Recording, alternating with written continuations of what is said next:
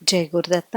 అందరికీ నమస్కారం అండి. ఈ వీడియోలో 2026 సంవత్సరంలో జ్యేష్ఠ మాసం ఎప్పుడు ప్రారంభమై ఎప్పటితో ముగుస్తుంది, ఈ మాసంలో ముఖ్యంగా ఏ దేవుణ్ణి పూజించాలి, ఈ మాసంలో వచ్చేటటువంటి ముఖ్యమైన పర్వదినాలు ఏమిటి అనే పూర్తి సమాచారాన్ని వీడియో ద్వారా తెలుసుకుందాం. అందుకని వీడియోని ఎక్కడా కూడా స్కిప్ చేయకుండా చివరి వరకు చూడండి. హిందూ పంచాంగం ప్రకారం ప్రతి సంవత్సరంలో వచ్చే 12 మాసాలకు ఒక్కొక్క ప్రత్యేకత విశిష్టత అయితే ఉంటుందండి. అలానే జ్యేష్ఠ మాసానికి కూడా చాలా ప్రత్యేకత విశిష్టత ఉంది. మన తెలుగువారు చాంద్రమానాన్ని అనుసరిస్తారు కాబట్టి మనకి కొత్త సంవత్సరం చైత్ర మాసంతో ప్రారంభమయ్యి పాల్గొన మాసంతో అయితే ముగుస్తుంది.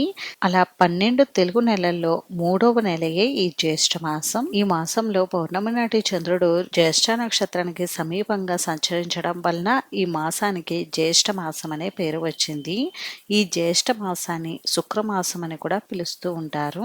జ్యేష్ఠ మాసం బ్రహ్మదేవునికి ఎంతో ప్రీతికరమైనటువంటి మాసంగా చెప్పబడుతుంది. ఈ మాసంలో బ్రహ్మదేవుణ్ణి ఆరాధించిన వారికి ఆయన సులభంగా ప్రసన్నమవుతాడని పురాణాలు చెప్తున్నాయి. అలానే ఈ జ్యేష్ఠ మాసంలో ముఖ్యంగా విష్ణు సహస్రనామ పారాయణ చేయడం వలన అధిక రెట్ల పుణ్య ఫలితం లభిస్తుంది.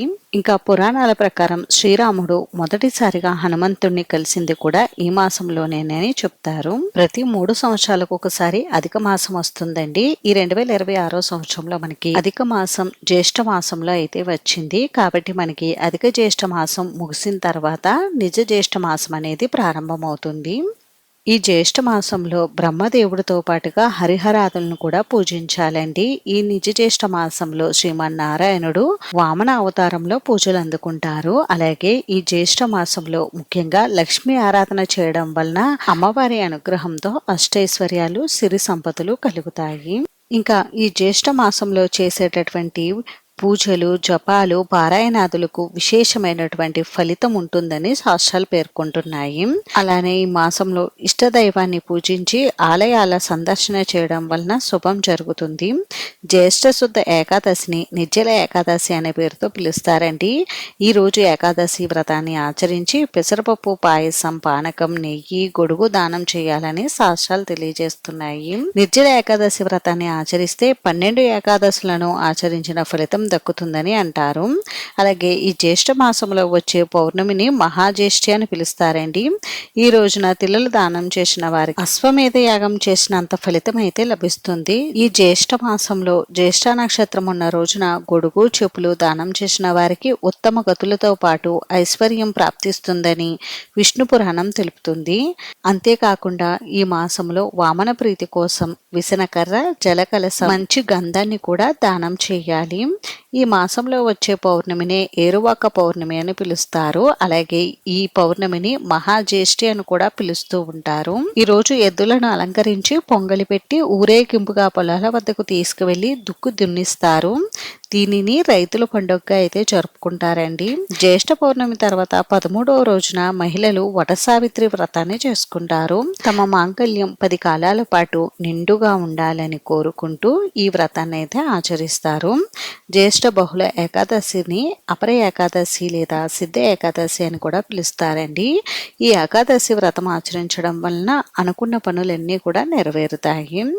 జ్యేష్ఠ బహుళ చతుర్దశి అంటే మాస శివరాత్రి రోజున ప్రదోష కాలంలో శివునికి అభిషేకం చేసిన బిల్వదళాలతో పూజించిన అకాల మృత్యు హరణం యశస్సు కీర్తి ఆరోగ్యం లభిస్తాయని అంటారు.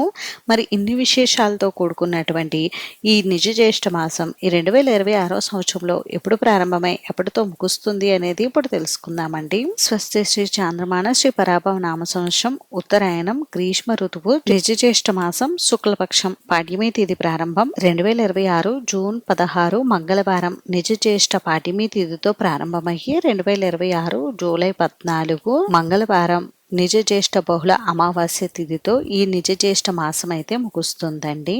ఇంక ఈ నిజ జ్యేష్ఠ మాసంలో ముఖ్యంగా వచ్చేటటువంటి పండుగలు పర్వదినాలన్నీ కూడా నేను ఇక్కడ డిస్ప్లే పైన అయితే ప్లే చేస్తున్నానండి. అవన్నీ కూడా జాగ్రత్తగా చూసుకోండి. ఈ జ్యేష్ఠ మాసంలో ఎక్కువగా ఎండ తీవ్రత ఎక్కువగా అనిపిస్తూ ఉంటుంది కాబట్టి ఈ సమయంలో మంచి నీటిని మజ్జిగని దానం చేయడం వలన విశేషమైన ఫలితాలు కలుగుతాయండి. ఇంక ఈ మాసంలో ముఖ్యంగా జలాశయాలలో అంటే నదుల్లో చెరువుల్లో ఇటువంటి వాటిల్లో మనం చేపలు, కప్పలు, తాబేలు లాంటి జలచరాల రజత ప్రతిమలను నీటిలో వదలడం వల్ల విశేషమైనటువంటి పుణ్యం లభిస్తుంది.